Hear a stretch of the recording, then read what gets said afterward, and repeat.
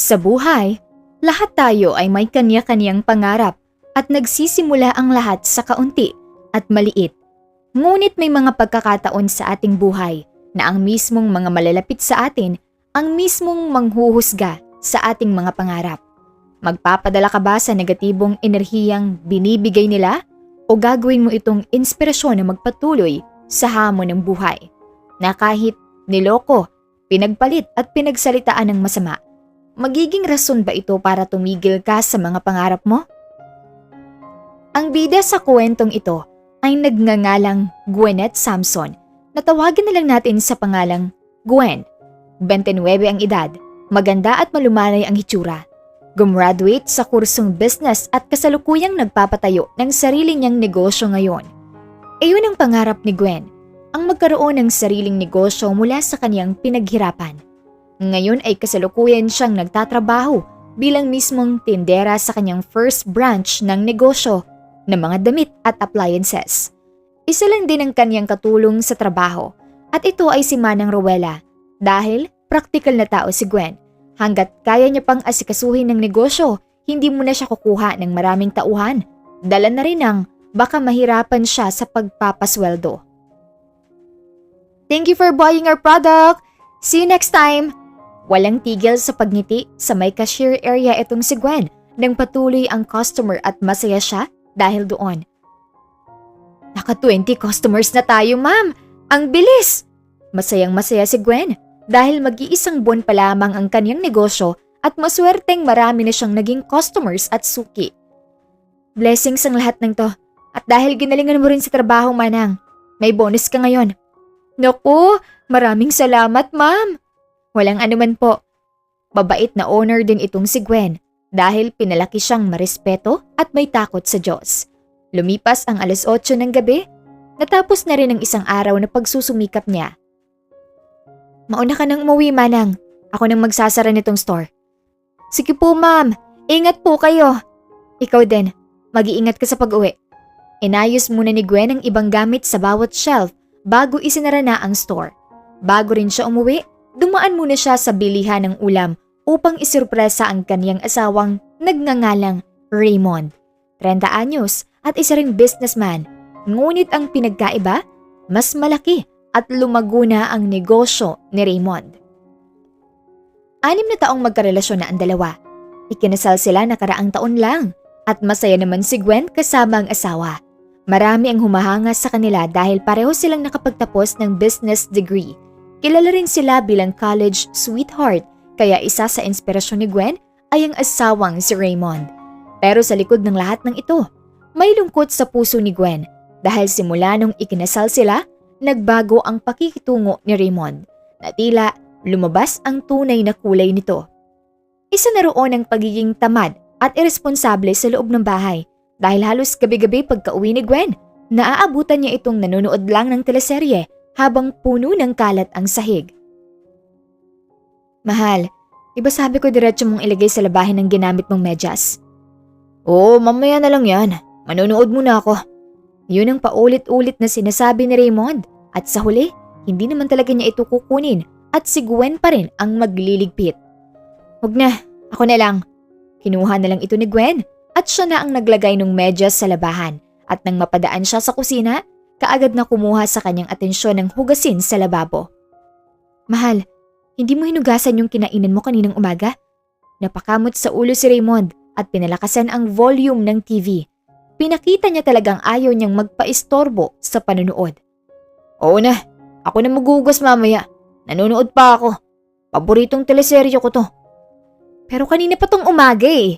Baka nadapuan na to ng ipis. Tumigas na yung kanin sa plato, hindi mo man lang nilagyan ng tubig. Napabuntong hininga na lang si Gwen dahil halos araw-araw ganoon ang eksena at hindi na natuto itong si Raymond. Hindi na pinalaki ni Gwen ang problema. Siya na lang ang naghugas ng plato. At nang matapos, naghanda na siya sa magiging hapunan nila at saka na tumayo itong si Raymond ng kakain na. Hindi man lang tumulong. Wow! Paborito kong menudo ang binili mo. Salamat, mahal. Hindi na kasi ako makapagluto ngayon dahil hindi pa ako nakabili ng groceries. Baka this weekend pa. Tsaka binili ko rin yan dahil may sorpresa ako sa'yo. Ano yun? Excited na tumingin si Gwen sa asawa habang abot tainga ang ngiti niya. Guess what? Maraming customers at suki ang pumunta sa store ko kanina. Nabigyan ko nga ng bonus ang tauhan ko dahil sa rami ng mga dumating. Ang kumakain na si Raymond. Saglit na tumigil at saka tumango bilang sagot. Mabuti naman. Nawala ang ngiti ni Gwen nang hindi niya inaasahan ang reaksyon na iyon. Parehong-pareho ito sa kung paano sumagot si Raymond nang sabihin ni Gwen na magtatayo siya ng business. Oh, hindi ka ba na-surprise? Diba blessing yun sa business ko? Baka bukas, mas rarami pa ang customers. Sana nga lumaki ang sales ng business ko. Pero patuloy lamang si Raymond sa pagkain at napansin yun ni Gwen. Raymond, may problema ba? Wala naman. Nag-aalala lang ako. Sure ka bang lalago talaga yung business mo, Gwen? Kung babasihin at ikukumpara sa business ko, napakalayo pa.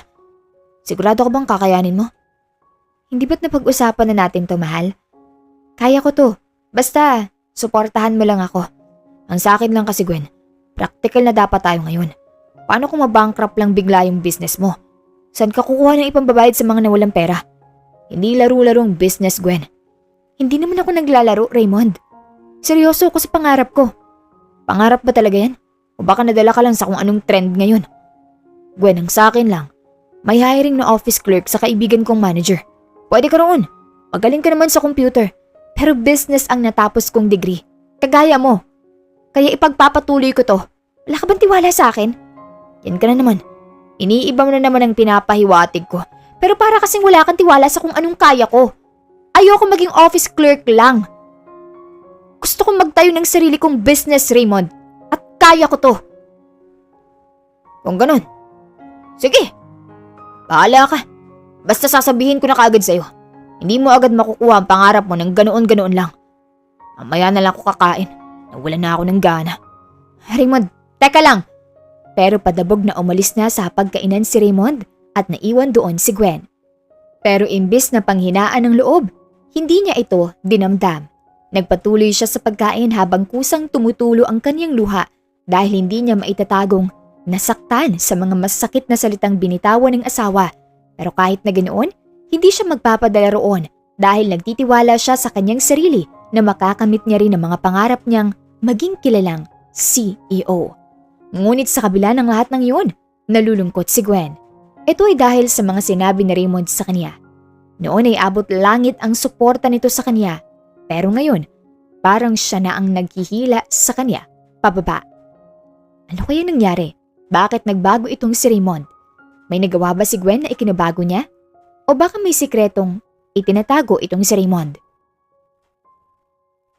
Kinabukasan, maagang umalis si Raymond dahil may meeting daw itong pupuntahan. Naiwang mag-isa si Gwen sa bahay at habang kumakain siya, napansin niya ang wallet ni Raymond sa mesa. Nako, naiwan niya yung wallet niya. Kaagad na kinontak ni Gwen ang asawa dahil baka makakabalik pa ito, pero hindi nito sinasagot ang tawag ni Gwen. Kaya bilang mabait na asawa, naghanda ni si Gwen upang puntahan ang opisina ni Raymond. Nagdala rin siya ng snacks dahil ayaw niyang magutom ang asawa. Pagkarating sa opisina, tahimik at hindi naman busy ang paligid. Diretso lamang ang lakad ni Gwen patungo sa mismong private office ni Raymond para sana ilagay lang sa mesa ang wallet. At aalis na siya pero iba ang nakita ni Gwen. Pagkabukas niya sa pinto, parang masusuka siya sa mga nakita. Isang babae ang nakapatong sa mismong asawa niyang si Raymond habang nagbibigayan sila ng halik sa isa't isa. Hindi nakagalaw sa kinatatayuan si Gwen at hindi ito kaagad napansin ng dalawa hanggang sa kusang nahulog sa kamay ni Gwen ang hawak niyang mga panghimagas at doon natigilan si Raymond at ang babae nito. Napalaki ang mga mata ni Raymond nang makita ang asawa sa mismong pintuan niya.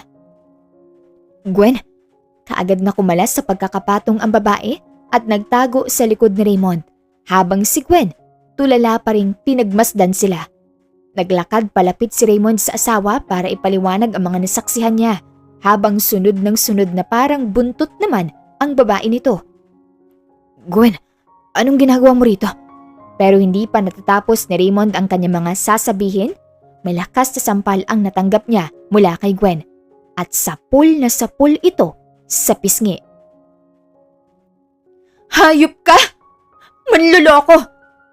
Kaya pala nagbago ka na dahil may babae ka na pala at mismong katrabaho mo pa. Gwen, let me explain. Explain? Mag-e-explain ka pa? Kahit kitang-kita ko na ang malaswa at bastos na ginagawa niyo sa mismong opisina na to. Biglang nahiya si Raymond nang makitang pinagtitinginan na sila ng mga tao sa labas ng opisina. Pag-usapan na lang natin to sa labas, Gwen. Hindi ako lalabas hanggat hindi ko rin nasasampal ang babaeng yan. Malakas na hinawi ni Gwen ang kamay ni Raymond, sabay lakad palapit sa babae at malakas na sinampal ang pagmumukha nito. At dahil sa lakas, napunta ang makapal na make-up nito sa palad ni Gwen. Pero isa palang palaban at maldita itong kabit ni Raymond na nagngangalang Chloe. How dare you? Malakas niya ring sinampal si Gwen pero hindi basta-basta nagpapatalo ang legal wife. Hayop ka! Maghihiganti ka pa talaga! Pero mas malakas si Gwen kaya hinila niya ang buhok ni Chloe at kinaladkad ito palabas ng opisina habang nakasunod naman si Raymond at patuloy na pinaghihiwalay ang dalawang nagsasabunutan. Pero parang nilagyan ng pandikit ang mga palad ng dalawang babae at hindi mabitaw-bitawan ang pagkasabunot. Kaya pala pinagpalit ka ni Raymond dahil losyang ka. Kaya rin ikaw ang pinalit dahil mukha kang basurang patapon na.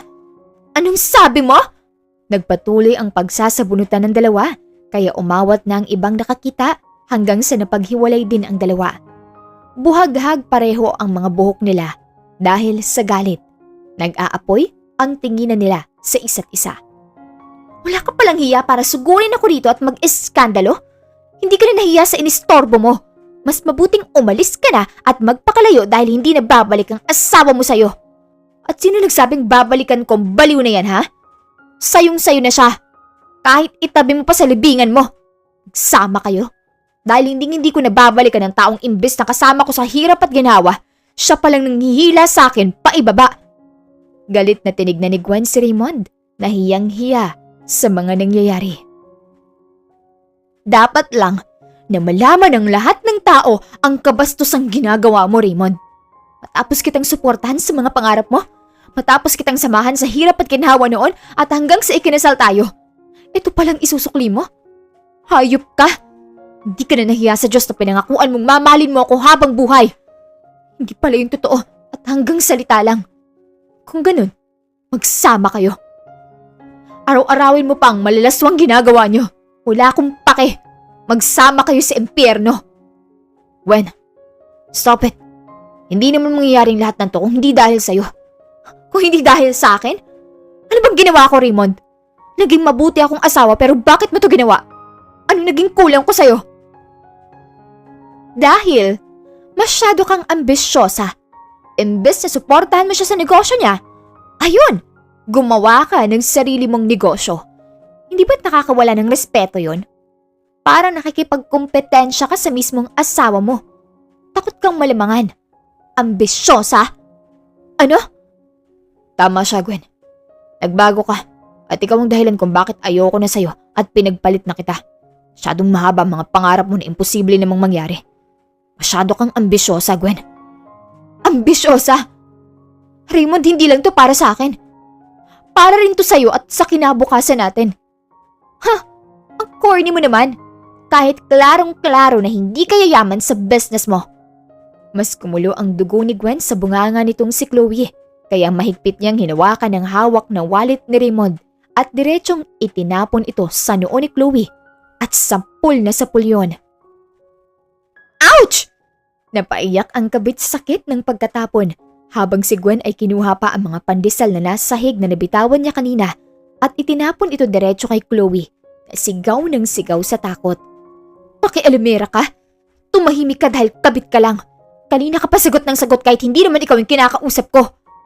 Natahimik na rin si Chloe dahil pulang-pula na ang noo nito sa pagkatama niya dito. Gwen, sabing tumigil ka na. Hindi na nga kitang mahal, okay? Mahirap ba yun intindihin? Wala na tayo. Ayoko na sa'yo dahil masyado kang ambisyosa sa buhay at hindi tayo yaman sa mga ganyanan mo. Kaya mas mabuting itigil na natin to. Umalis ka na at huwag nang babalik dito dahil hindi na rin ako magpapakita sa'yo. Parang sinaksak ng maraming matutulis na kutsilyo ang puso ni Gwen dahil ramdam niya ang pagtataksil ni Raymond na sa loob ng ilang taon na pagsasama, ganoon niya lang ito kung bitawan. Pero ayaw ni Gwen na makitang mahina siya. Hindi siya umiyak sa harap nila. Imbes, mas nilapitan niya si Raymond habang hindi inaalis ang tingin nito sa kanya. Talagang aalis naman talaga ako, Raymond. Pero itong huling sasabihin ko sa'yo. Sisiguraduhin kong makakamit ko ang mga pangarap ko at panonoorin mo kung mayaman na sa buhay. Itatatak ko sa buong pagkatao mo kung gaano kasakit ang ginawa mo sa akin ngayon. Tignan na lang natin kung hindi mo pagsisihan ang mga naging desisyon mo at sisiguraduhin ko rin na luluhod ka sa harap ko balang araw at manghihingi ng tawad sa mga ginawa mo. Pangako ko yan sa sarili ko.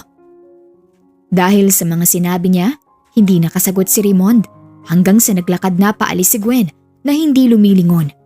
Diretso lamang ang kaniyang lakad, dala-dala ang dignidad na hindi niya isusuko sa taong pinagtaksilan siya. Pinagtinginan man siya ng mga tao sa opisina dahil sa iskandalong ginawa niya, wala siyang pake dahil alam niyang hindi magiging mali ang pagtayo sa kung anong nararapat.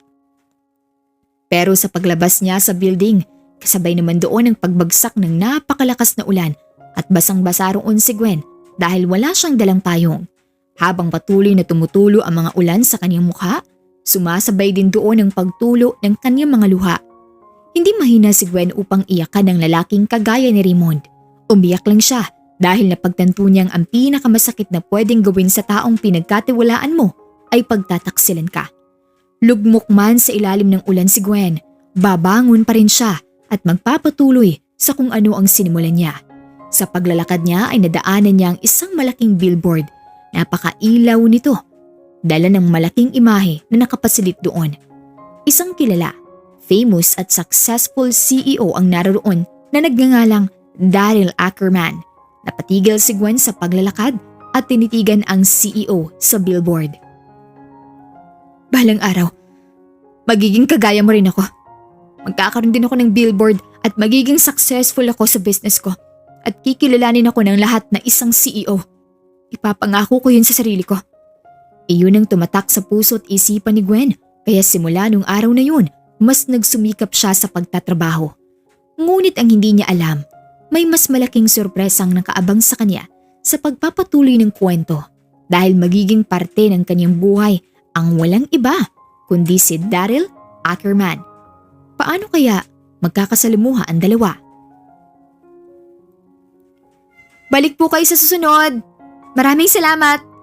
Kahit medyo pagod si Gwen dahil sa nangyari kahapon, patuloy pa rin siya sa pagtatrabaho. Pero napapansin ni Manang Ruela na hindi siya okay. Ma'am, gusto niyo po ba muna magpahinga? Matulog po muna kayo sa storage room. Ako na pong magbabantay dito. Nako, wag na po. Maraming customer yung pupunta mamayang bandang alas 5 kaya okay lang ako. Salamat sa pag-aalala. Sure po ba kayo, ma'am? Kung ganun, heto po. Uminom po muna kayo ng tubig. Maraming salamat, Manang. Naikwento na pala ni Gwen ang nangyari sa kanya kay Manang, kaya nag-aalala ito sa kalagayan ng kanyang boss. Ma'am Gwen, salamat po pala dahil ako ang napili ninyong maging tauhan ninyo. Kaya ibabalik ko pong kabutihan na yun sa inyo. Kahit hindi man po tayo kadugo, pwede niyo po akong lapitan kapag nangangailangan kayo ng tulong o kapag gusto niyo ng kausap. Nandito lang po ako. Napangiti si Gwen sa naging pahayag ni Manang Ruela. At ramdam niya ang totoong intensyon nito na tulungan siya. Maraming salamat po. Na-appreciate ko ng sobra-sobra ang mga sinabi ninyo. Pero kaya ko talaga to. Hindi ako susuko dahil lang sa nangyari. Pero sa kalagitnaan ng pagsasalita ni Gwen, hindi niya inaasahan ang pumasok sa kanyang store. Ito ay walang iba kundi si Chloe, ang mismong kabit ng kanyang ex-husband na siyang sekretary pala nito sa trabaho. Anong ginagawa mo rito? Oh, hindi nga pala ako nagkamali na pasukin ang store na to. Kamukha mo kasi. Luma na. Kung nandito ka para sabihin yan, pwede ka nang umalis dahil hindi naman tatalab yung mga salita mo. Tapos na ako sa'yo, Chloe. Pues ako, hindi pa. Matapos mong itapon ng wallet sa noo ko? Look what you did! Sabay turo ni Chloe sa maliit na sugat sa noo nito na ikinatawa ni Gwen. Why are you laughing? Sana, Nilakasan ko pang pagtapon para mas malaki ang sugat mo sa noo hanggang sa mapapaisip ka kung anong klaseng kasalanan ang nagawa ninyo. How dare you? How dare you yung pagmumukha mo? Bakit ka ba nandito? Well, nandito lang naman ako para kunin ang singsing na binili ni Raymond sa araw ng kasal nyo. Kukunin ko yun mula sa'yo dahil wala naman na kayo, di ba? Hindi makapaniwala si Gwen kung gaano kahalimaw na klaseng kabit ang babaeng kaharap niya. Yun lang ba? Oh, eto, kahit lunukin mo pa yan, wala akong pake. Tinapon ito ni Gwen at nakangiti naman itong sinalo ni Chloe na parang may balak na ibenta ang singsing pero walang pake si Gwen. At ngayon na nakuha mo na, pwede ka nang umalis. Pero matigas itong si Chloe. At sino nagsabing aalis na ako? I'm not yet done. Pinahiya mo ako sa harap ng mga office worker ni Raymond. Nabuhaghag pang buhok ko at nahirapan akong suklayin to dahil sa'yo. Anong klaseng rason yan? Ganyan ka na ba talaga kainggit sa akin para gumawa ng nonsense na mga rason at pupunta lang dito? Wala kang makukuha rito. Higit sa lahat, Chloe, nakatapak ka sa teritoryo ko kaya pwedeng maya-maya lang. Higit pa sa ginawa ko kahapon ang gagawin ko sa'yo. Hindi ako natatakot sa'yo, Gwen. I can sue you to the police. Hindi ka pala aalis, ha? Hahakbang sana palapit si Gwen kay Chloe upang bigyan ito ng panibagong sabunot sa buhok nang biglang sumigaw si Manang Ruela na may dalang isang bowl ng asin. Masamang espiritu, umalis ka! Sabay kuha nito ng kumpul-kumpul na asin at diretsong itinapon mismo kay Chloe. What are you doing? Who are you? Ako lang naman ang tauhan dito ni Ma'am Gwen at eskandalo ka lang dito. Shoo! Umalis ka, masamang espiritu! Patuloy ang pagtapon niya kay Chloe na pati si Gwen ay nagulat sa lakas ng loob na ginawa ni Manang Ruela. Ano ba? Stop it! Ikaw ang tumigil. Nakuha mo ng gusto mo kaya umalis ka na rito bago itapon ko lahat ng asin sa'yo. Napuno na ng asin ang damit at ulo ni Chloe kaya wala na siyang nagawa kundi tumakbo na palabas. Babalikan kita, Gwen. Magbabayad ka sa akin. Nang makaalis, nakaramdam ng ginhawa si Gwen at kaagad naman siyang pinatahan ni Manang Ruela. Mabutit umalis na rin siya. Okay lang po ba kayo, ma'am? Salamat, Manang. Pero hindi po ako makakasigurado na hindi na siya babalik dito. Huwag po kayong mag-alala. Hindi lang asin ang ipangtataboy ko sa kanya. Pero Manang, huwag niyo na po iyong gagawin. Ako na po ang bahala sa babaeng yon. Inaasahan na ni Gwen na ganoon kawalang hiya si Chloe at posibleng babalik yun ulit at gagawa ng iskandalo pero hindi magpapatalo si Gwen. Lalaban siya hanggat kaya niya. Kung negosyo naman ni Gwen ang pag-uusapan, sinubukan niya rin ang pagla-live selling gabi-gabi. Oh, mine niyo na to. Screenshot niyo ng product and comment mine. Bagong-bago po ito. Pagod man galing sa whole day na pagbebenta sa store, patuloy pa rin si Gwen sa pagla-live selling. Mabuti naman ang benta niya sa live hanggang sa may isang comment ang nagpatigil kay Gwen. Hoy, sure ka ba na hindi fake ang binibenta mo? Mas mabuting itigil mo na lang ang ginagawa mo. Wala rin niyang patutunguhan. Napatigil sa pagla-live selling si Gwen at ramdam ang pagkulo ng dugo niya at lungkot sa negatibong feedback na sinabi ng isang user pero imbis na hayaan niya na lang ito, sumagot siya. Kung sino ka man na user, unang-una, nagbebenta at nagpapalago ako ng business. Hindi para sa'yo, kundi para sa sarili at pamilya ko. Tsaka makapagsabi ka na peke ang mga produkto ko. FYI, pinaghirapan kong makuha ang bawat legal na dokumento ng bawat produkto dahil hindi ako gaya ng iba na manloloko. Hindi kaya ng dignidad ko na magbenta ng peke at mas lalong hindi ako magko-comment ng ikakasakit ng ibang tao. Kaya mas mabuting manood ka na lang o maghanap ka na rin ng hanap buhay mo. Baka nga pabuhat ka lang sa pamilya mo. Subukan mong mag-comment ulit. Ire-report kita. Ikinilma na ni Gwen ang sarili niya. Tsaka muling ngumiti sa live at dinisplay ang iba pang produkto. Oh, sinong gusto mag-mine nito? Comment nyo na below. Ang hindi inaasahan ni Gwen, isang malaking balita ang nakaabang sa kanya kinabukasan. 8:00 na ng umaga nang magising si Gwen at nang i-check niya ang kanyang social media account, ganoon na lang ang kinagulat niya nang viral na siya. Makikita sa video kung saan marami ang humahanga kay Gwen sa galing ng sagot nito laban sa isang basher at may iba ring live seller ang lumaban at sumuporta sa kanya. Masayang masaya si Gwen dahil lamang nilabanan niya ang kaniyang sarili ay nag-viral na siya at marami na ang humahanga sa kanya.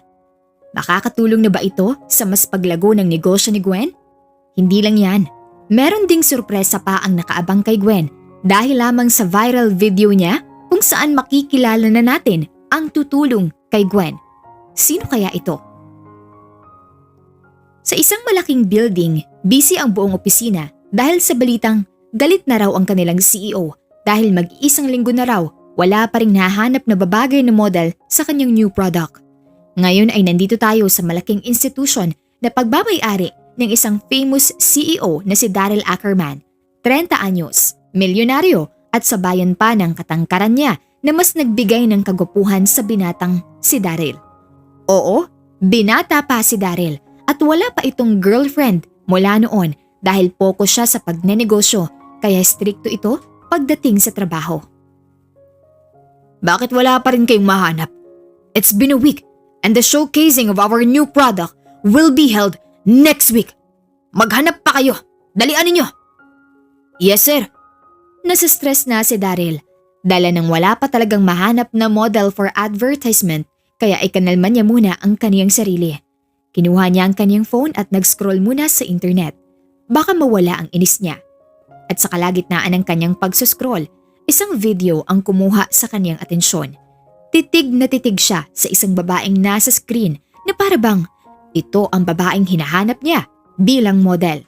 Mula simula hanggang huli ng video, pinanood niya ito hanggang sa nakatatlong ulit na siya sa panonood dahil ang babaeng yun talaga ang babagay sa produkto niya. Kasabay din doon ang pagpasok ng assistant ni Daryl na nagngangalang Marco. Sir, nandito na po ang 20 possible model na pagpipilian ninyo. Nandito na po mga hinahanap ninyo. I-cancel mo na lang yan sila lahat, Marco. Sir, tell everyone to stop looking for a model because I already have someone who is fit for our product. Pwede bang malaman kung sinong babaeng yan, sir? Pangiting pinakita ni Daryl ang video kay Marco. Siya ang magiging model natin at hahanapin natin siya as soon as possible. Napangiti naman si Marco dahil nakahanap na rin sila ng gagawing model. Noted sir. Kaagad na nagsaliksik ang assistant ni Daryl at ang babaeng yun, walang iba kundi si Gwyneth Samson. O mas kilalang Gwen na siyang bida sa kwentong ito. Siya ang babaeng napili ni Daryl sa libu-libong babaeng ipinakita sa kanya. Ngayon nakilala na ni Daryl si Gwen. Mahahanap niya ba ito? Paano kaya magkikita at magkakasalamuha ang dalawa? Sa kabilang banda, nakita ni Raymond at Chloe ang viral video ni Gwen. Hindi sila makapaniwala na nag-viral siya. Pinuntahan ko pa siya kahapon Nag-viral at trending na siya. Ano ba itong pinagagagawa niya sa buhay, Raymond? Chloe, hayaan mo na lang yan. Wala naman na tayong magagawa. Tsaka wala na kami kaya tigilan mo na si Gwen. Buti na lang din at pinuntahan ko siya kahapon at kinuha ang singsing niya. Ano? Kinuha mong singsing? Yes! Kinuha kong singsing dahil wala na kayo, di ba? Kaya ako ng bagong asawa mo. Pangiting sabi ni Chloe habang winagayway ang kanyang kamay na may suot na singsing. Sa susunod, huwag mo na siyang puntahan, Chloe. Puputulin na natin ang koneksyon sa kanya. Tigilan mo na siya. Okay, fine. Pero sa kaloob-looban ni Chloe, may plano talaga siyang balikan si Gwen dahil namumuo pa rin ang galit at inggit niya rito. Sa parehong oras, kasalukuyang patungo si Daryl sa store ni Gwen dahil sa pananaliksik nila sa social media, nalaman nilang owner pala ito ng maliit na store. Nandito na po tayo, sir. Lumabas na sila sa kotse at pumasok sa maliit na store kung saan bumungad sa kanila si Manang Rowella. Magandang umaga po mga sir. Ano pong kailangan nyo? Good morning. I am Daryl Ackerman, the owner of Ace Institution. Nako, hello po sir. Nice meeting you po. Kahit si Manang Rowella, kilala si Daryl dahil napaka-famous talaga niyang CEO at marami ang humahanga sa kanya. I'm here because I want to meet the owner of this shop. Her name's Gwyneth. Pasensya na po, pero hindi pa dumadating si Ma'am Gwen. Sabi niya sa akin malilate siya ng kaunti. Makakahintay po ba kayo? Definitely yes. Lumabas muna ng shop sina Daryl para sa kotse na maghihintay pero hindi pa siya nakakapasok ng sasakyan. Natigilan siya nang may biglang tumalon-talon na tuta sa kanyang paanan. Dalawa ito at ang isa ay kinagat-kagat pa ang kaniyang sapatos. Bakit may mga tuta rito? Yumuko si Daryl at hinaplos ang cute na mga tuta habang pilit na inaalis sila dahil papasok na siya sa kotse. Puppies, hindi ako ang amo ninyo. Kahit may pagkastrikto itong si Daryl. Malambot naman ang kanyang puso sa mga alagang hayop at habang hinahaplos-haplos niya ang mga tuta, may humintong babae sa harapan niya. Naku, pasensya na po. Bobby at Lily, hali kayo. Napakalikot niyo talaga. Binuhat nito ang dalawang tuta at inilagay sa isang box at nang makita ni Daryl kung sino ang babaeng yon, natigilan siya at hindi maitatanggi ang saya. Gwyneth, right? Ito ay walang iba kundi si Gwen. Galing siya sa veterinary clinic upang kunin na ang dalawang alaga niyang tuta na gumaling na sa lagnat. Opo, ako nga. Si Gwen naman ay napaisip dahil tila pamilyar sa kanya ang pagmumukha ng kanyang kaharap at nang maalala niya kung sino iyon, napasigaw siya na ikinagulat ng mga taong napapadaan at ganoon din si Daryl. Ikaw si Daryl Ackerman, ang owner ng AIDS Institution. Tama! Nang sabihin niyo ni Gwen, napangiti si Daryl dahil hindi niya rin inaasahan na makikilala siya nito kaya inabot niya ang kanyang kamay upang formal na makapagkilala. Nice meeting you, Miss Gwyneth. I am Daryl Ackerman and I'm here because I have a very important matter to talk to you. Dahil doon, pumasok sila sa loob ng store. May resting area ang kanyang shop kaya nandoon silang dalawa. Magkaharap na nakaupo habang hinihintay ni Gwen ang mga sasabihin ni Daryl. I saw your viral video online and honestly, I was amazed on how you speak for yourself, Miss Gwyneth. Maraming salamat po, sir. Gwen na lang din po ang itawag ninyo sa akin. Okay, Gwen. So, dediretso na kita. Ang ACE Institution ay nangangailangan ng isang model sa new product namin. We spent almost a week of screening just to find a woman who's fit to model our product. At wala kaming nahanap. But when I saw you online, I knew you were the one. I mean, babagay sa'yo maging model sa produkto namin. Kaya iniimbitahan kita maging parte ng aming production. Huwag kang mag-alala. Wala kang gagastusin na kahit piso dahil ako nang bahala sa lahat. Your beauty and spirit are only the thing that we want. Parang lumiwanag ang buong paningin ni Gwen dahil hindi lamang ito isang blessing, kundi oportunidad na niya rin ito upang makamit na ang paglago ng kanyang negosyo. Kung ganun, kailan po ba ako magsisimula? Hindi na nga ito tinanggihan ni Gwen at excited pa siyang simulan na ito agad-agad. Tila nakikita na rin niya ang paglago ng kanyang business. Dinala ni Daryl si Gwen sa mismong opisina at kaagad na pinakilala sa team. They are the production team and they are the one who will be handling you. And this room will be your dressing room. Wow! Ang ganda! Napaka-aesthetic ng kanya magiging kwarto. Puno ng magagandang damit sa gilid at marami ring makeup. And tomorrow will be the start of your work. Heto na nga ang hinihintay natin. Kinabukasan, nagsimula na ang unang photoshoot ni Gwen. Simple lamang ang kanyang suot at makeup pero umaangat ang ganda nito. Nandoon din si Daryl upang panoorin siyang mag-photoshoot at hindi man lang siya kumukurap habang nakatitig kay Gwen. Dahil ang totoo, pati siya napahanga sa ganda nito na tila may sariling kagandahan si Gwen na hindi nakikita sa ibang babae. Mula umaga hanggang gabi, photoshoot sa iba't ibang segment ang ginawa ni Gwen kaya ramdam niya ang pagod sa buong katawan habang naglalakad palabas ng building. Humihikab pa siya dala ng antok. Natigil siya sa paglalakad nang may bumusinang sasakyan sa kanyang likuran at nang makita kung sino ang nagmamaneho, ngumiti siya at bumati. Magandang gabi po, Sir Daryl. Pauwi ka na ba? Opo. Kung ganun, ihahatid na kita. Po? Wag na po, sir. Magbabas na lang po ako. Maglalakad lang po ako papuntang bus station. Okay lang po talaga. Are you sure? Gabi na. Opo, okay lang po talaga. Ingat po kayo. Naglakad na paalis si Gwen dahil ayaw na niyang makaistorbo pa kay Daryl at nahihiya siyang sumakay sa magarang kotse nito lalo pa at bago lamang siya sa trabaho. Ilang metro pa ang lalakarin ni Gwen bago marating ang sinasabi niyang bus station at habang tahimik na naglalakad sa hindi niya inaasahan, may kumalabit sa kanyang balikat at nang lumingon siya at makita kung sino iyon, napaatras siya. Raymond, anong ginagawa mo rito? Ito ang kanyang ex-husband. Gwen, mabuti nahanap din kita. Hinahanap mo ako? Ano pa bang atraso ko sa'yo? Wala na tayo, Raymond. Tigilan mo na ako. Maglalakad sana paalis si Gwen nang hawakan ni Raymond ang kanyang kamay. Gwen, mag-usap tayo. Gusto kong mag-sorry sa mga nagawa ko sa'yo.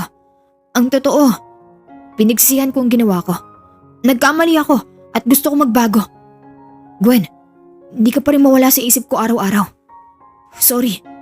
Sorry? Talaga ba, Raymond? Mabuti nagsisi ka na rin sa lahat ng ginawa mo.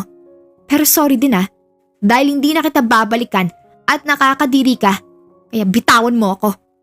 Malakas na hinawi ni Gwen ang kamay nito at mabilis na naglakad paalis, pero bigla na lang siyang niyakap ni Raymond. Napakahigpit nito kaya hindi nakagalaw si Gwen. Ano ba? Bitawan mo ako!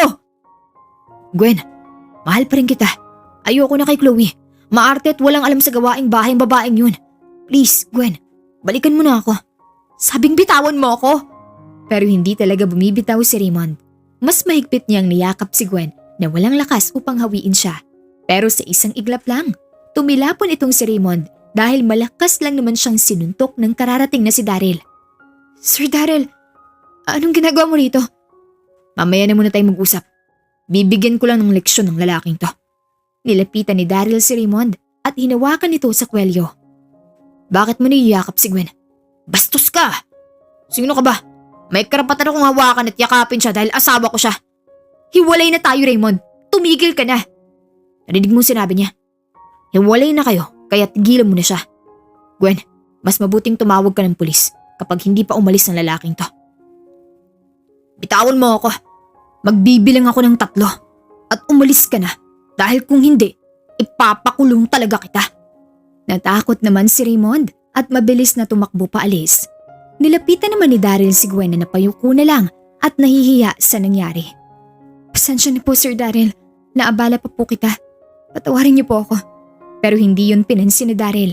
Hinawakan niya ang kamay ni Gwen at chinek kung may sugat ba ito. Hindi ka ba nasugatan? Okay ka lang ba? Okay lang po ako. Salamat po dahil dumating ka, sir. Hindi ko alam kung anong gagawin ko sa lalaking yun. Mabuti na lang talaga at sinundan kita. Mas mabuting ihatid na rin kita sa inyo at baka balikan ka pa ng baliw na yun. Inalalayan ni Daryl si Gwen na pumasok sa kotse dahil nasaktan siya ng kaunti sa napakahigpit na yakap ni Raymond kanina. Tahimik lamang na nagmamaneho si Daryl habang si Gwen hindi na kinaya ang hindi magsalita. Ex-husband ko po ang lalaking yun. Nung isang araw lang po kami naghiwalay dahil nahuli ko siyang nagloloko sa mismong katrabaho niya. Ang akala ni Gwen ay magugulat si Daryl pero napakakalmado pa rin ito at hindi nang huhusga agad-agad. Kung ganoon, mabuti naman at hiniwalayan mo siya. Dahil mga kagaya niya, hindi dapat tinotolerate. Mga manluloko. Maitanong ko lang, Gwen. Pamilyar ang lalaking yun sa akin. Parang nakasama ko na siya sa isang meeting. Isa ba siyang CEO? Ganun na nga po. Isa rin po siyang CEO. Siya po ang nagmamay-ari ng Phil Institute. Kaya pala pamilyar siya. CEO palang bastos na yun. Ay pinag-aralan pero walang respeto sa isang babae. At hindi naman sa nangingialam ako, Gwen. Pero nahalatang hindi ka yata sinusuportahan ng lalaking yun sa negosyo mo. Tama ba? Hindi po kayo nagkakamali, sir. Siya ang unang tao na minaliit ang mga pangarap ko. Siya ang taong imbis na suportahan ng mga pangarap ko, hinay-hinay na pala akong hinihila pababa. Kung ganoon, mabuti at umalis ka na sa kamay niya. And now that you are free from this cruelty, you have now the freedom to do everything you want for your dreams. Ganun na nga po. Gagawin ko lahat para makamit ang mga pangarap ko at ipapakita ko sa kanya at sa lahat ng umapi sa akin na walang imposible sa nangangarap. I will prove them wrong. Now that I heard and witnessed your dedication, I decided to help you conquer your dreams. Po? Utang na loob ko ang pagsang-ayon mo sa pagiging model ko sa produkto ko. Kaya tutulungan kitang lumaki at umangat ang business mo. I will promote it with all I can. Hindi po kayo nagpa-prank? Bakit naman kita ipaprank? Seryoso at totoo ang mga sinasabi ko, Gwen. Tutulungan kitang umangat sa buhay and I want to see you become a humble CEO. Hindi ko po alam kung anong mararamdaman ko. Parang panaginip lahat ng to. Totoong totoo ito, Gwen. Kaya, handa ka na bang pasukin ang mundo ng pagiging CEO? Abot na inga ang ngiti ni Gwen dahil sa hindi niya inaasahan. Sa kalagitnaan ng pang-aapi ng mga tao sa kaniyang paligid, may isang tao na handa siyang tulungan ng buong puso at ito ay walang iba kundi si Daryl Ackerman. Ito na nga ang sinasabi natin na si Daryl ang mismong tutulong kay Gwen na umangat sa buhay at nakakagulat na ang taong hinahangaan lamang ni Gwen noon, siya na palang tutulong sa kanya ngayon. Narating na rin nila ang condominium ni Gwen. Magpapaalam na rin sana si Daryl nang pigilan siya ni Gwen. Mas mabuting dito ka na lang po mag-dinner. Ako na pong bahala. Nakakaabala yata ako sa'yo. Pangiting hinawakan ni Gwen ang kamay ni Daryl at hinila na ito papasok sa loob. Wag na po kayong mahiya. Samahan niyo na po ako mag-dinner. Kung ganoon, hindi ko yung tatanggihan, Gwen. Sabay na pumasok ang dalawa sa condominium. Sakto lang ang laki ng unit ni Gwen. Malinis at organized ang mga gamit nito. Hindi kagaya nung kasama niya si Raymond noon dahil napakakalat ng paligid at ngayon na mag-isa na si Gwen, wala siyang kalat na nililigpit. Bago lang po ako dito sa unit kaya hindi pa masyadong kompleto ang mga gamit ko. Umupo po muna kayo. Magluluto muna ako ng specialty kong chicken curry. Nagulat si Daryl sa pagkaing sinabi ni Gwen. Chicken curry? Paborito ko yan. Talaga po? Mabuti nga at inimbitahan po kita mag-dinner dahil magugustuhan ninyo yung luto ko. I would love to eat your specialty. Mas mabuting tulungan na rin kita. Wag na po. Pero hindi ito pinakinggan ni Daryl. Tinulungan niya si Gwen sa pagluluto. Siya ang naghugas ng manok habang hinahanda naman ni Gwen ang mga igigisa. Dahil doon, mas nagkalapit ang loob ng dalawa. Tawanan at kwentuhan ang naganap habang nagluluto sila. Pati sa pagkainan, masaya pa rin nagkukwentuhan ang dalawa. Masarap po ba? Yes, mas masarap to kaysa sa nakainan kong chicken curry sa isang restaurant. Kung ganoon, kapag gusto niyo pong kumain ng curry, sabihin niyo lang sa akin. Paglulutuan ko po kayo. Maraming salamat, Gwen. Hindi ko yung tatanggihan. And also, you can just call me Daryl at alisin mo na rin ang salitang po. Magkaedad lang naman tayo. Gusto ko rin maging komportable ka kapag kausap ako. Nakaramdam ng lambot sa puso si Gwen nang sabihin yun ni Daryl. Maraming salamat, sir. Daryl, hindi ko na mabilang kung gaano nakahabang utang na loob ko sa inyo.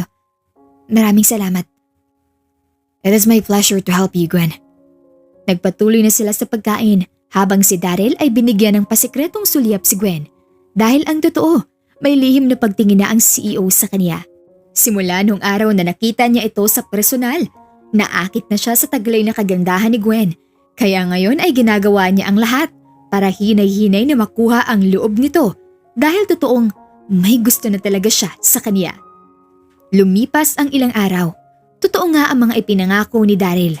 Mas dumami ang sales ni Gwen at higit sa lahat, binigyan din siya ng mas malaking lupain kung saan mas malapad na ang kanyang shop at may kasama na rin si Manang Ruela bilang tauhan sa shop. Hanggang sa lumipas ang araw na opening na ng bagong shop niya at dumalo ang mga taong minahal at hinangaan na si Gwen. May naging fans na rin siya dahil doon sa viral video at syempre, dumalo rin si Daryl. Nandun din ang ibang media kung saan in-interview siya. Ano pong masasabi ninyo sa nag-viral na video kung saan maraming humahanga sa inyo, Miss Gwen? Hindi ko po talaga in-expect na mag-viral po iyon dahil pinaglaban ko lang talaga ang sarili ko.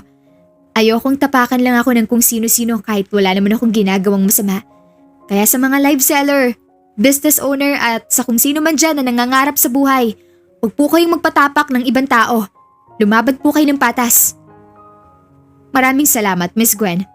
Maraming salamat din po sa pagpunta rito. Baka po may magustuhan kayong produkto. Pwede po kayong mag-ikot-ikot. Naka-sale po ang lahat ng ito. Dahil bagong bukas ang kanyang store, mas pinabongga ang sale dahil gusto niya ring mapasaya ang mga customers. Lumapit din sa kanya si Manang Ruela na naghihintay lang ng tamang tiyempo upang kausapin siya. Ma'am Gwen. Oh, kayo po pala, Manang. Okay lang po ba kayo? Pasensya na po kung medyo nanibago kayo dahil sa mas malaki ng store natin. Wala pong problema, Ma'am Gwen. Ang totoo, masaya po ako na mas lumago ang negosyo ninyo. Isa po ito sa ipinagdadasal ko na sana ay dinggin ang mga pangarap ninyo ng Diyos. Hinawakan ni Gwen ang kamay ng kanyang pinaka-loyal na tauhan. Maraming salamat po talaga. Lubos po akong nagpapasalamat na nakilala ko kayo. Kaya sana magsama pa po tayo hanggang sa mas lumaki na po ang negosyo ko. Hinding-hindi ko po kayo kalilimutan. Ramdam na ramdam ni Gwen ang mainit na pasasalamat at mga paghanga na nakukuha niya. Napagtanto rin ni Gwen na kung sino pa ang hindi kadugo, sila pa ang mas sobrang magmahal at magsuporta sa kanya. Dahil po sa mabuting puso ninyo, binigay sa inyo ang taong bukal din sa pusong tulungan kayo.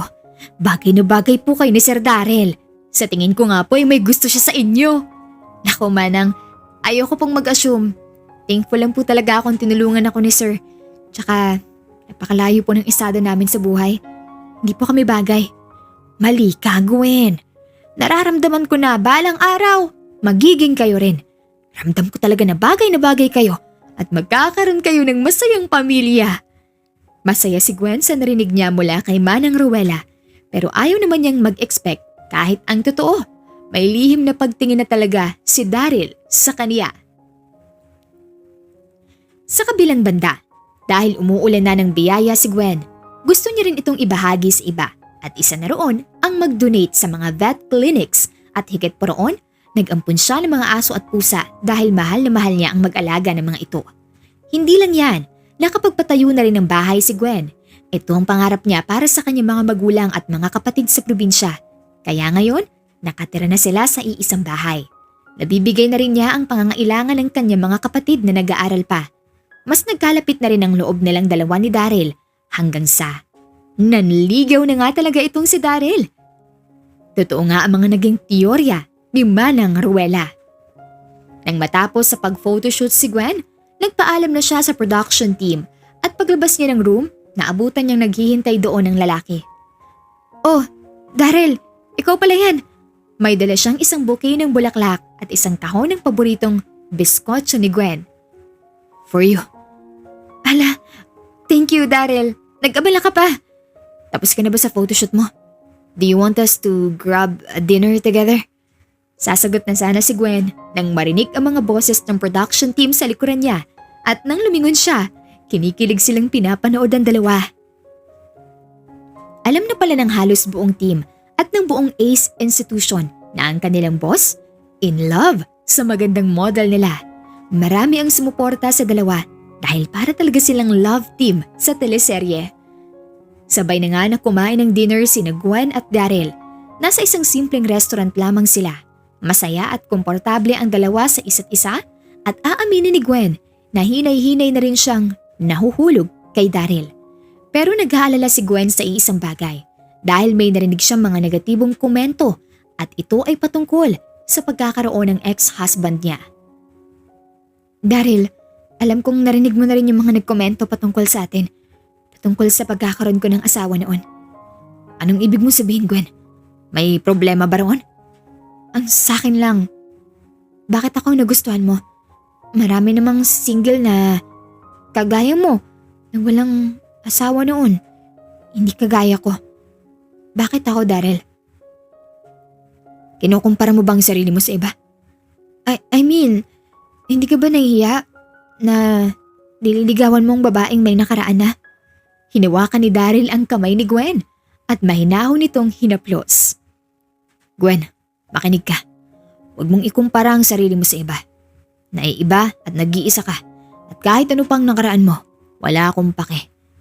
At kaya nga kita nagustuhan dahil sa kung paano ka lumaban sa mga nakaraan mo. Pinakita mo sa akin na malakas ka. Kaya hindi mo ako mapipigilan na mahalin ka. Hayaan mo akong ligawan kita at hihintayin ko kung kailan ka nahanda. Tuluyan nang lumambot ang puso ni Gwen na kahit dumaan man siya sa pagtataksil, may tao pa palang handa siyang mahalin ng buong puso.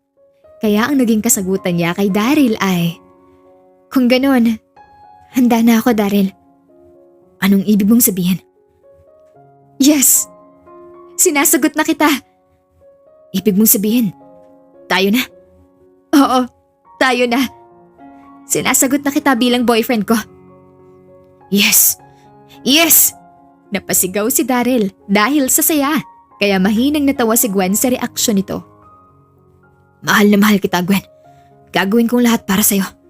Kahit ako mo ng pinaka-busy na CEO sa buong mundo, maglalaan ako ng oras para sa'yo.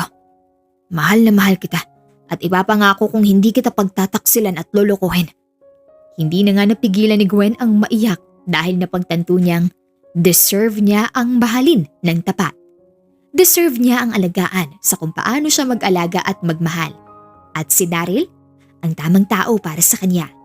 Kung gaano kasaya si Gwen sa mga nangyayari sa kanyang buhay, ganoon naman kagalit at inggit ang kabit na si Chloe nang makitang lumalago na sa negosyo si Gwen. May CEO siyang boyfriend at nakapagtayo na rin siya ng tila mansyon na pamamahay. Nag-aapoy ang inggit ni Chloe kaya dahil sa galit, itinapon niya ang kanyang cellphone at malakas na sumigaw. Nagulat naman si Raymond na nanonood lang ng teleserye. Oh, anong problema? Bakit mo tinapon ang cellphone mo? Hindi ka ba aware sa mga nangyayari kay Gwen? Look what she's experiencing right now. Hinay-hinay na siyang umaangat sa buhay, Raymond. Hindi ka ba natatakot?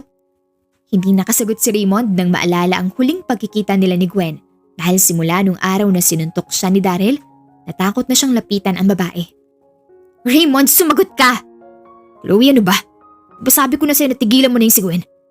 Hindi ka pa pala tapos sa kanya? Ano pa bang kulang, ha? Bakit sa akin ka ba nagagalit? Paano naman akong hindi magagalit sa'yo? Sinabihan na kitang tigilan na si Gwen. Huwag mo nga akong sigawan. Kasi punong-puno na ako sa'yo. Masyado kang insecure. At higit sa lahat, inggit na inggit ka kay Gwen. How dare you? Alam mo, nagsisi nga akong pinagpatuloy pa tong relasyon natin eh. Bakit ba kasi ako nagkagusto sa'yo kung mas maayos at mas maganda naman si Gwen? Natigilan si Chloe sa mga sinabi ni Raymond. Raymond, anong pinagsasabi mo? Gusto kong sabihin sa'yo, sumusobra ka na at nagsisisi akong nakilala kita. Na sana hindi ko ginawa ang panluloko kay Gwen, di sana mas masaya ako ngayon.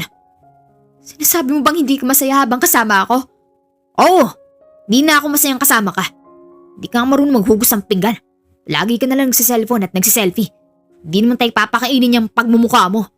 Higit sa lahat, hindi ka rin pala marunong magluto. Kaya mas mabuting tapusin na natin to.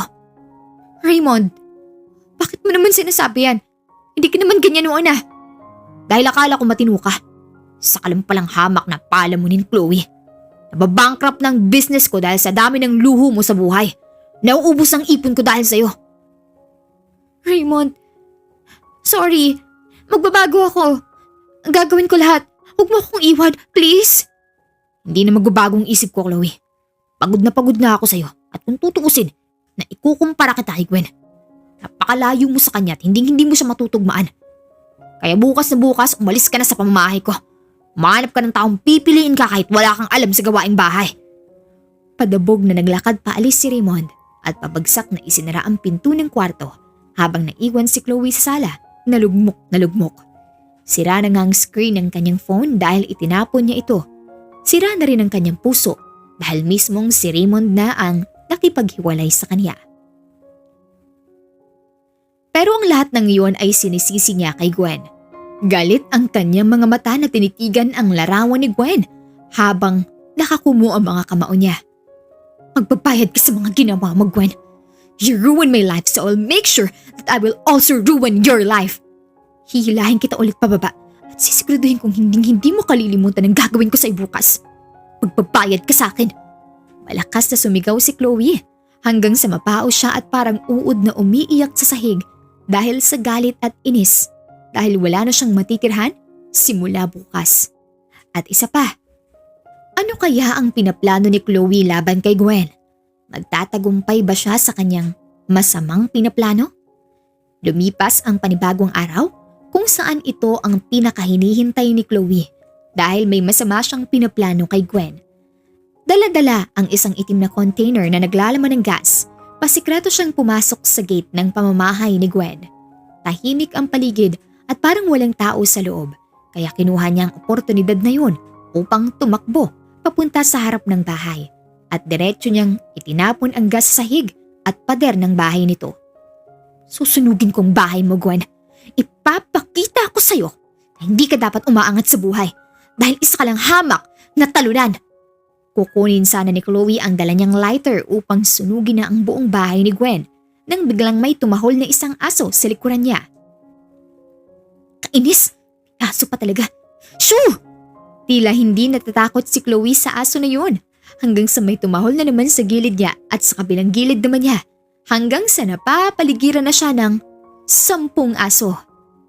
Namutla ang buong mukha ni Gwen nang bakas sa mga mukha ng mga aso na galit na galit ito sa kanya at bago pa siya lapitan ng 10 aso, mabilis siyang tumakbo habang sigaw siya ng sigaw habang hinahabol at dahil doon naalarma ang mga tao sa loob ng bahay. Kaagad silang lumabas at isa na roon si Gwen at Daryl dahil day off nila ngayon kaya naisipang magpahinga sa mismong bahay ni Gwen. Anong meron? Teka, si Chloe yun ah!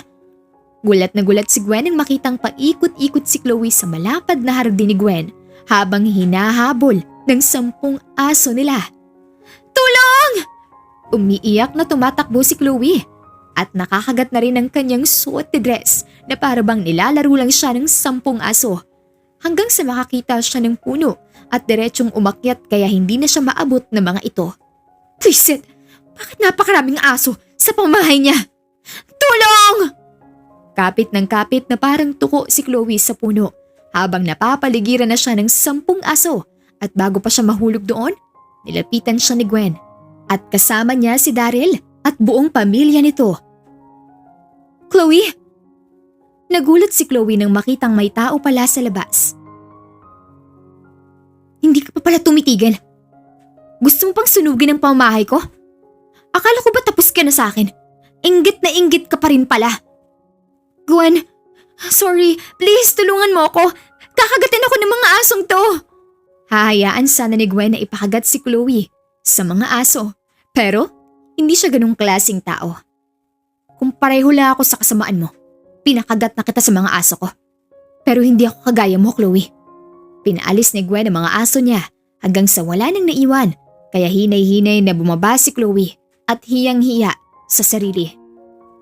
Daryl, papasukin mo muna sa loob ang pamilya ko. Kakausapin ko lang si Chloe. Sinama na ni Daryl ang mga kapatid ni Gwen sa loob at nang maiwan silang dalawa roon, napabuntong hininga si Gwen at napailing sa kahihiyang ginawa ni Chloe. Kailan ka ba magbabago, Chloe? Hindi ka pa talaga nakontento sa kung anong meron ka? Nakuha mo na si Raymond. Maganda naman ang trabaho mo bilang sekretary. Maganda ka rin. Pero bakit parang inggit na inggit ka sa kagaya ko? Wala ka bang sariling buhay? Wala ka bang pangarap? Hindi mo ako naiintindihan, Gwen. Iniwan na ako ni Raymond.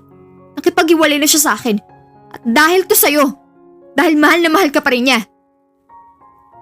Alam mo, Chloe, gusto sana kitang tulungan. Gusto kong makipag-ayos sa'yo pero hindi yata yun mangyayari. Dahil hindi deserve ng kagaya mong patawarin. Sumusobra ng pasakit na ginawa mo sa akin kahit hindi naman talaga akong nauna. At isa pa, kita mo namang niloko ako ni Raymond, di ba? Kaya ibig sabihin, kaya ka rin niyang lokohin. Maganda ka, Chloe. Pero mas pinili mong magpakatanga. Bawiin mo mga sinabi mo. Huli na ang lahat. Dahil nandito ng mga pulis at huhulihin ka nila sa salang trespassing at pagplano mong pagsunog sa teritoryo ko. Kita-kita na lang tayo sa korte. Pinusasa na si Chloe ng mga pulis habang patuloy ito sa pagsigaw. Habang si Gwen ay pinanood siyang kinaladkad na palabas. Dahil sa nangyari, nag-viral si Chloe sa social media. Ginawa siyang katatawanan ng mga tao dahil hinabol siya ng 10 aso. Nakulong din siya dahil guilty siya sa pagplanong pagsunog. Wala na ring balak na tumulong si Raymond dahil na bankrupt na rin ang kaniyang negosyo. Naghihirap na ang buhay ng dalawa na tila ito ay isang karma sa mga masamang ginawa nila kay Gwen noon. Nang payapa na ang lahat, inilabas ni Daryl sa date si Gwen kaya kasalukuyan silang magkahawak kamay na naglalakad sa parke. Gabi na at maganda ang simoy ng hangin. Habang tahimik lamang silang naglalakad nang biglang umilaw ang paligid. Nagulat si Gwen sa mga nasaksihan. Maraming bulaklak sa bawat gilid. Magandang ilaw sa itaas at sumabay din doon ang romantikong tugtugin. Ang hindi alam ni Gwen, isa pala itong sorpresa para sa kanya. Nalaman niya na lang ito nang biglang lumuhod si Daryl sa kanyang harapan at kasabay doon ang paglabas niya ng isang ring box. Napatakip ng bibig si Gwen sa gulat ng mapagtantong magpo-propose pala si Daryl. The first time I saw you on the internet, I was amazed by your beauty, Gwen. Your dedication for your business and how strong you are. That's when I fell for you. I fell for your strength, your kindness for other people, and how dedicated you are. Even when you are feeling down, hindi kita huhusgahan sa kung sino ka man. At hindi mo deserve ang saktan ulit, Gwen. I know you've been betrayed before by people who should have protected you. And still, you didn't give up. You didn't let them turn your heart cold. And that courage made me fall in love with you more. So I vow this, not as a CEO, but as a man who wants you. I vow to be the person who will protect you to those people who betrayed you. And you will be safe with me.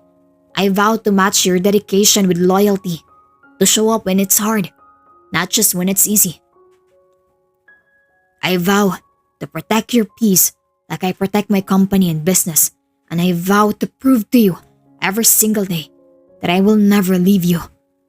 Kasabay doon ang pagbukas ni Daryl sa maliit na kahon, kung saan nakalagay doon ang mamahaling singsing na binili niya pa sa bansang Germany. So, will you marry me, Gwen? Mas lumakas ang romantikong tugtog sa paligid habang sumasabay din ang preskong hangin na nagpalipad sa ilang hibla ng buhok ni Gwen. Patuloy ang kanyang pang-iyak dahil sa napakasayang nararamdaman at ilang segundo lang, hindi na niya pinatagal pa ang kanyang kasagutan. Yes, Daryl. Yes! Isinuot ni Daryl ang singsing sa daliri ni Gwen at saka tumayo at nagdapo ang labi nilang dalawa habang lumuluha ang mga mata sa saya na nararamdaman. Mas masaya si Daryl dahil noon niya pa talaga planong pakasalan si Gwen at ngayon ang tamang panahon na hinihintay niya. Kaya dala ng saya na sinugot na rin siya ni Gwen, binuhat niya ito at inikot-ikot sabay yakap dito ng mahigpit. Mahal na mahal kita, Daryl. Mahal na mahal din kita, Gwen. I love you so much. At ikinasal na nga ang dalawa sa harap ng simbahan. Nangako sa isa't isa sa harap ng pamilya nila at mismong sa mata ng Diyos na mananatili silang magmamahalan sa hirap at ginhawa. Higit sa lahat, biniyayaan din sila ng kambal na anak na pinangalanan nilang Gio at Dave. Naway ang kwento ni Gwen ay maging inspirasyon din sa ating lahat, lalo na sa mga nangangarap sa buhay. Huwag kang magpapadala sa mga taong walang ibang ginawa kundi pagsalitaan ka ng masama. Kahit kakilala o malapit man ito sa iyo, huwag mong hayaang tapakan ka lang ng ganoon. Sa kwento ngayon, ito ay ang ating salamin. Sa totoong buhay, meron talaga mga taong gusto tayong hilahin pababa. Pero sana maging kagaya natin si Gwen na hindi nagpatalo sa kamay ng mga kontrabida. Sabi nga sa Biblia mula sa Jeremiah 29:11, For I know the plans I have for you, declares the Lord, plans to prosper you and not to harm you, plans to give you hope and a future. At dito na nga nagtatapos ang ating kwento. Naway may natutunan kayo sa kwento ni Gwyneth Samson. Wakas.